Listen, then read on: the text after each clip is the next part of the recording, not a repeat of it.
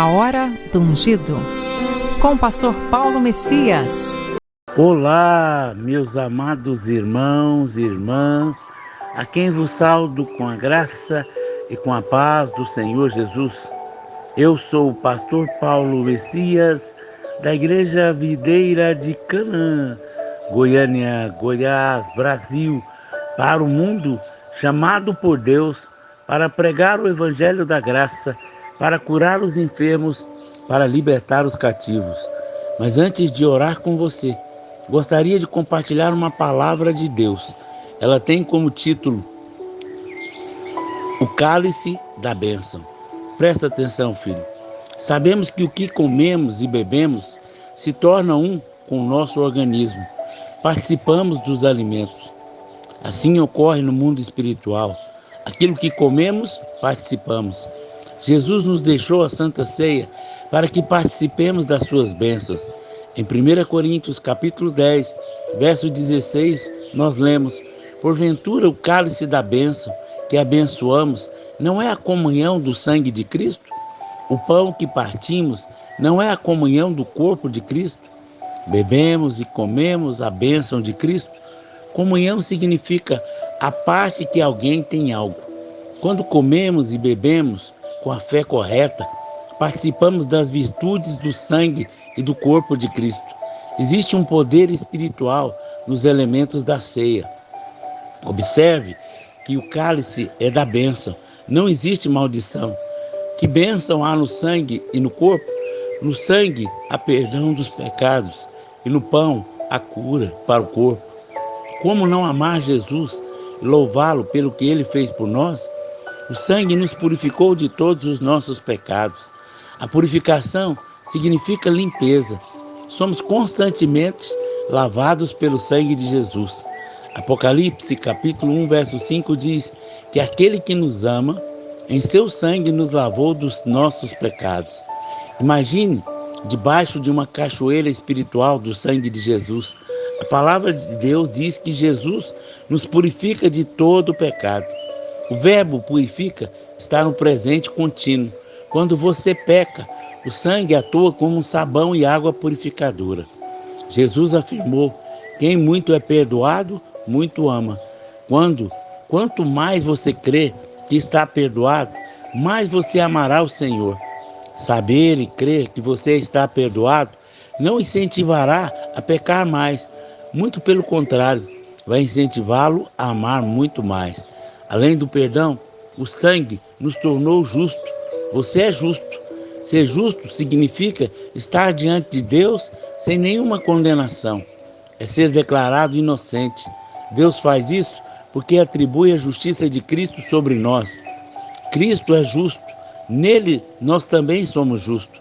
Se você viver aquém da realidade do sangue, talvez por ignorância ou por sentimento de autopiedade, ofenderá a obra de Cristo. Não viva de maneira comum.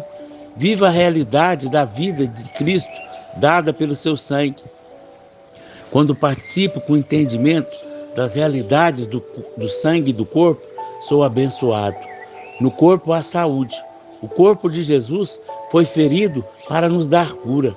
Somos curados pelas suas feridas. A saúde é a maior bênção nessa terra. Depois da salvação, se você for saudável, viverá bem. Ter dinheiro não garante saúde para você. Se tiver muito dinheiro, mas não tiver depressão, como pode desfrutar do que ele pode te dar? Se você vive acamado, como desfrutar da saúde? Se tiver saúde, mesmo que não tenha dinheiro, poderá viver dias bons e felizes. Quando Jesus andou sobre a terra, a maioria dos seus milagres relacionou-se à cura física.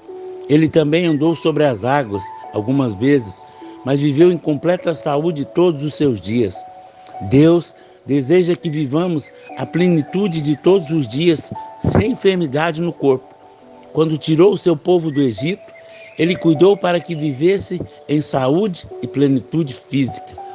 Em Salmos 105, verso 37, então fez sair o seu povo com prata, ouro, e entre as suas tribos não havia um só inválido. A nova aliança é superior à antiga aliança. Deus promete cura e vigor, discernindo o sangue e o corpo. Em 1 Coríntios, capítulo 11, verso 23, porque eu recebi do Senhor o que também vos entreguei, o que o Senhor Jesus, na noite que foi traído, tomou o pão. Paulo recebeu do Senhor, quando? Foi por revelação no Espírito, porque ele não esteve juntamente com os demais apóstolos no dia que Jesus tomou a ceia com eles. Você também não estava fisicamente com o Senhor, mas pode receber a revelação no Espírito e desfrutar da plenitude da sua bênção. Em 1 Coríntios 11, 24, e tendo dado graças, o partiu e disse: isto é o meu corpo, que é dado por vós. Fazeis isto em memória, trazer ao pensamento de mim. No verso 25, por semelhante modo, depois de haver ceado, tomou também o cálice, dizendo: esse cálice é o cálice da nova e eterna aliança, meu sangue. Fazei todas as vezes que beber de mim, em memória. A nova aliança é tudo o que recebemos na redenção. Somos filhos amados de Deus e seus herdeiros. Somos justos pelo sangue de Cristo. Assim temos paz e acesso permanente a Deus. Nossa condição diante de Deus é favorável sempre. Estamos corretos diante de Deus pelo sangue de Cristo. Recebemos a vida no Espírito. Somos o santuário de Deus nessa terra e somos um com o Senhor para sempre. Impressionante o que o Senhor fez. A nova aliança é muito mais do que recebemos uma coisa aqui ou acolá. É o próprio Deus vivendo em nós. Ela é tudo. Quando você bebe do sangue, com esse sentimento, e sabe que está numa posição correta diante de Deus, não há culpa ou condenação, não há medo. Você tem uma consciência purificada, pode orar sabendo que Deus está ouvindo. Você não se deixa levar pelo pensamento sobre o seu comportamento, certo ou errado, mas sim pelo pensamento sobre o que fez o sangue de Jesus por você. Jesus fez tudo correto e te imputou, colocou, transferiu a sua justiça para você. Você está diante de Deus livre de pecado. Você é justo e o justo é livre para pedir, para possuir, para assumir a sua posição em Cristo. Se você crer nisso, nunca mais aceitará condenação e culpa. No verso 26, porque todas as vezes que comerdes desse pão, beberdes o cálice, anunciais a morte do Senhor, até que ele venha. Por isso, aquele que comer o pão e beber do cálice indignamente, será réu do corpo e do sangue do Senhor. Examine-se, pois, a si mesmo o homem, e assim coma do pão e beba do cálice.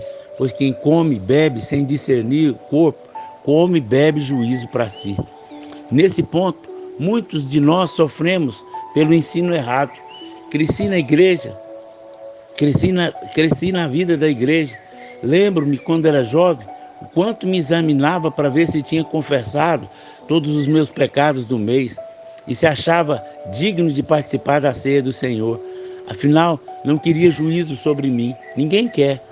Jesus disse, em memória de mim. Quando eu olhava para mim, eu tinha memória de mim mesmo e não de Cristo. Eu tirava os olhos do sangue e colocava nas minhas atitudes. Que tristeza! Ainda me lembro de ficar observando quem não pegava os elementos da Santa Ceia.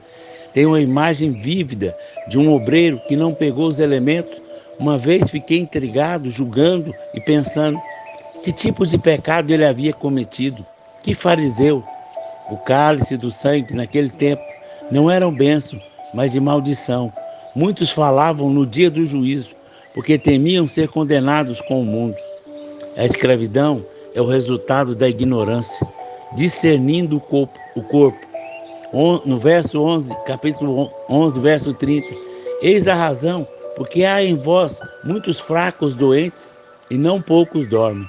Força, saúde, longevidade são dispensadas na ceia do Senhor, quando discernimos o corpo de Cristo ao comer o pão. Pastor, como discernir o corpo? O corpo é para a sua saúde e prevenção. Jesus, quando se dirigiu à mulher sírio-fenícia, que chamava pela libertação da sua filha, em Marcos 7, mas Jesus lhe disse, deixa primeiro que se fartem os filhos, porque não é bom tomar o pão dos filhos e lançá-lo aos cachorrinhos. Ela, porém, lhe respondeu: Sim, Senhor, mas os cachorrinhos, debaixo da mesa, comem das migalhas da criança. Então disse: Por causa dessa palavra, podes ir, o demônio já saiu da tua filha. Jesus chamou de pão dos filhos a libertação que aquela mulher desejava. Ela era gentia e não participava da aliança de Deus com os judeus, mas se contentou com as migalhas. Se as migalhas lhe deram cura e libertação, o que não fará o pão inteiro? Você é filho amado de Deus. Seu lugar é assentado à mesa do Senhor. Saúde e libertação de demônios estão conectados na Bíblia, pois ambos vêm de uma opressão maligna, conforme em Atos 10:38. Como Deus ungiu a Jesus de Nazaré com o Espírito Santo e com poder, o qual andou por toda parte, fazendo o bem, curando todos os oprimidos do diabo, porque Deus era com ele. Enfermidade é uma opressão do diabo, assim como uma possessão maligna. Por suas feridas somos sarados. Em 1 Pedro, capítulo 2, verso 24, afirma: Por suas feridas somos sarados. A declaração é preciosa, não há dúvida do que a palavra diz. Existe cura quando nós participamos da comunhão do corpo de Cristo. Quando você participar do pão, saiba que há cura na comunhão do corpo de Cristo. Você participa da saúde de Cristo. Você participa nesse espírito de fé. Algo acontece com seu corpo. Seu vigor físico, plenitude são transferidos para você de maneira digna. Em 1 Coríntios 11:27. Por isso, aquele que comer o pão ou beber do cálice do Senhor indignamente será réu do corpo e do sangue do Senhor. Como eu já mencionei, na minha adolescência fui ensinado e também ensinei que deveríamos ser dignos de participar. Eu tinha medo de falhar, tinha medo de tomar, porque sabia que tinha falhado. Sempre havia medo envolvido. Medo é resultado de condenação. Quando Paulo fala indignamente, ele usa um advérbio, o que o modo de um verbo. O sentido não é se sou digno ou não, mas se tomo de maneira digna.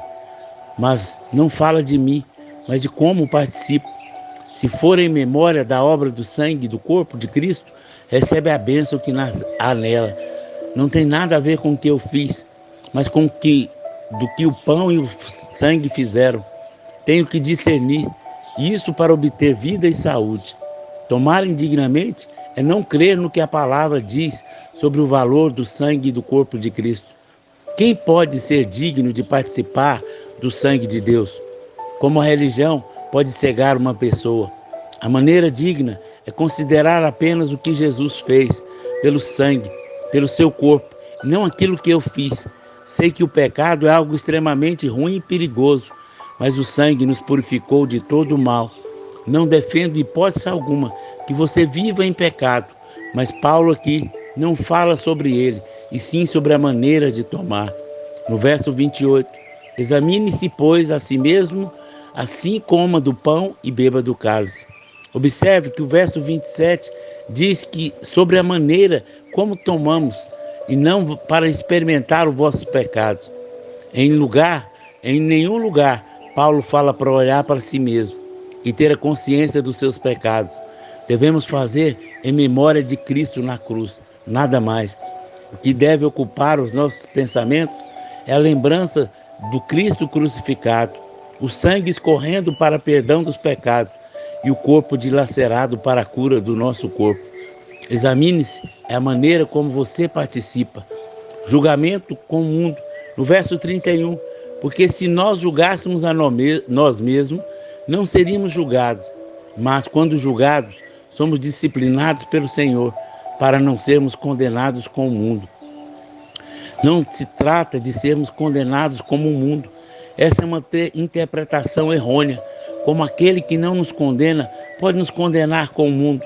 O sentido da palavra julgamento é uma sentença divina. No grego, crima, quando Adão pecou, uma sentença divina foi declarada sobre a humanidade, e enfermidades, pobrezas e mortes são consequências dela.